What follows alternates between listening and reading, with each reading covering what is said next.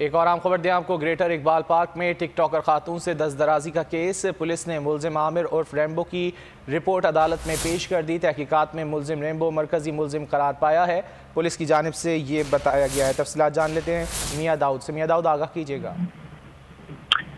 जी बिल्कुल, session court Lahore के अंदर लाहौर पुलिस ने अपनी रिपोर्ट पेश की है। ग्रेटर इकबाल पार्क में खातून टिक टॉकर आयशा अकरम के साथ होने वाले बदतमीजी वाले वाक़े के ऊपर इस रिपोर्ट में जो लाहौर पुलिस है उन्होंने खातून टिकटॉकर के दोस्त रैम्बो को मरकजी मुलजिम करार दिया है। इस रोल के तहत के मुलजिम रैम्बो जो है, जो कि खातून आयशा अकरम का ही दोस्त था, उसने खातून के साथ बदतमीजी करवाने के लिए जो है वो मरकजी सारा का सारा ड्रामा जो है वो एक प्री प्लान्ड वाक़या था, जिसकी वजह से ये अफसोसनाक वाक़या ग्रेटर इकबाल पार्क में 14 अगस्त के मौके के ऊपर हुआ। पुलिस ने अपनी रिपोर्ट में कहा है कि खातून टिकटॉकर का ये साथी मुलजिम रैम्बो जो है ये मरकजी मुलजिम है, लिहाजा इसकी जो जमानत बाद गिरफ्तारी है उसकी दरख्वास्त जो है वो मुस्तरद की जाए।